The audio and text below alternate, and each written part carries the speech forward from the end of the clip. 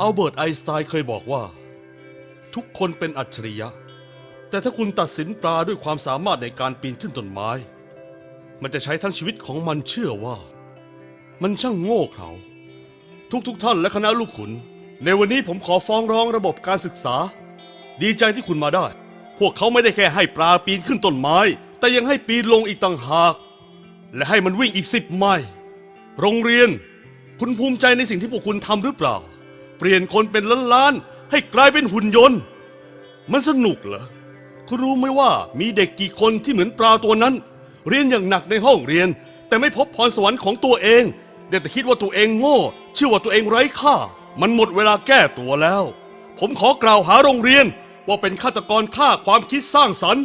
ทำลายเอกลักษณ์และเหยียดหยามทางความคิดเขาคือระบบล้าสมัยที่หมดอายุไปแล้วข้าแต่ศาลที่เคารพนั่นคือคำแถลงเปิดคดีของผมขอแสดงหลักฐานสนับสนุนรูปคดีผมจะพิสูจน์ให้ดูเชิญครับตัวอย่างแรกนี่คือโทรศัพท์สมัยนี้คุณเห็นไหมนี่คือโทรศัพท์เมื่อ150 ปีก่อนแตกต่างกันใช่ไหมครับนี่คือรถสมัยนี้และนี่คือรถเมื่อ150 ปีก่อนแตกต่างกันใช่หรือเปล่างั้นดูนี่คือห้องเรียนสมัยนี้และนี่ก็คือห้องเรียนเมื่อ150 ปีก่อนช่างน่าอับอายการเวลานับร้อยปีแต่ไม่มีอะไรเปลี่ยนแปลงเลยแล้วคุณยังอ้างว่ากำลังเตรียมเด็กให้พร้อมสำหรับอนาคตเหรอด้วยหลักฐานเหล่านี้ผมขอถามคุณเตรียมพร้อมนักเรียนสำหรับอนาคต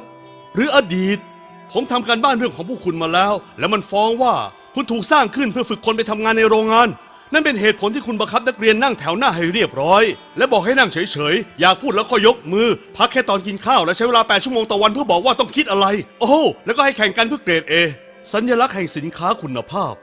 เป็นเนื้อเกรด A ผมเข้าใจในช่วงเวลานั้นมันแตกต่างพวกเรามีอดีตและผมก็ไม่ใช่คานทีแต่ในวันนี้เราไม่จำเป็นต้องสร้างหุ่นยนต์ผีดิบอีกแล้วโลกกำลังก้าวหน้าและตอนนี้เราต้องการคนที่มีความคิดสร้างสรรค์มีความคิดที่เริ่มเอาจริงเอาจังพึ่งพาตัวเองได้มีความสามารถในการเชื่อมโยงนักวิทยาศาสตร์ทุกคนจะบอกคุณว่าไม่มีสมองคู่ไหนที่เหมือนกันและพ่อแม่ที่มีลูก2 คนจะช่วยยืนยันได้แน่นอนช่วยอธิบายหน่อยทำไมพวกคุณถึงทำกับนักเรียนเหมือนกับแม่พิมพ์ขนมหรือหมวกแก๊ปที่ปรับขนาดได้สอนสิ่งห่วยๆให้ทุกคนในแบบเดียวกันระวังคำพูดหน่อยขออภัยครับท่านแต่ถ้าคุณหมอจ่ายยาแบบเดียวกันให้กับผู้ป่วยทุกคนผลของมันคือโศกนาฏกรรมและผู้ป่วยก็ยังป่วยอยู่และมันคือสิ่งที่กำลังเกิดขึ้นในโรงเรียนการศึกษาที่ล้มเหลว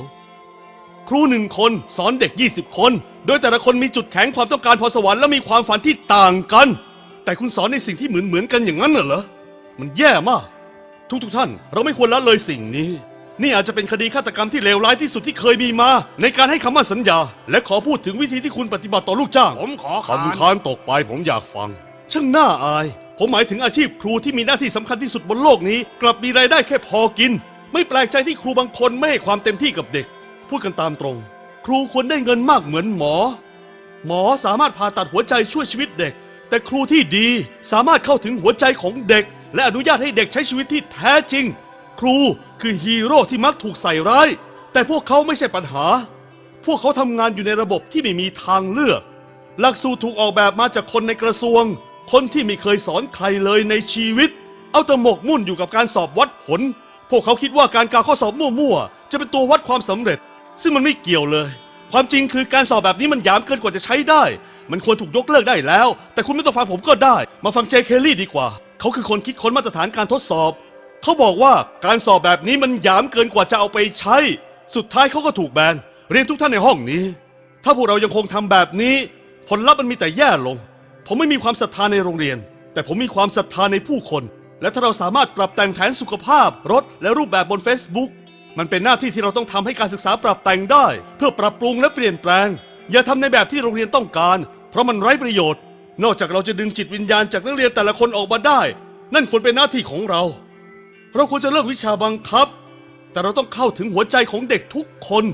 แน่นอนวิชาเลขก็สำคัญแต่ไม่สำคัญไปกว่าศิลปะหรือการเต้นให้ทุกๆพรสวรรค์มีโอกาสเท่าเทียมกันผมรู้มันเหมือนเพ้อเจ้อแต่มันกำลังเกิดขึ้นในประเทศฟินแลนด์พวกเขามีชั่วโมงเรียนน้อยลงครูมีรายได้มากพอเด็กไม่มีการบ้านพวกเขาเน้นความร่วมมือแทนที่จะแข่งขันกันแต่ที่เด็ดที่สุดคือการศึกษาของพวกเขาทิ้งประเทศอื่นในโลกนี้แบบไม่เห็นฝุ่นประเทศสิงคโปร์ก็พัฒนาอย่างรวดเร็วโรงเรียนอย่างมอนติสซอรี่โปรแกรมแบบคานอะคาเดมี่ มันไม่ได้มีทางออกแค่ทางเดียว เราต้องไปกันต่อ แม้จำนวนนักเรียนจะมีเพียง 20% ของประชากร แต่พวกเขาคือ 100% ของอนาคตเรา ช่วยกันใส่ใจกับความฝันของพวกเขา และนี่คือความท้าทายที่เราต้องทำให้ได้ นี่คือโลกที่ผมเชื่อ โลกของปลาที่ไม่ต้องถูกบังคับให้ปีนขึ้นต้นไม้อีกแล้ว ผมขอสรุปเพียงเท่านี้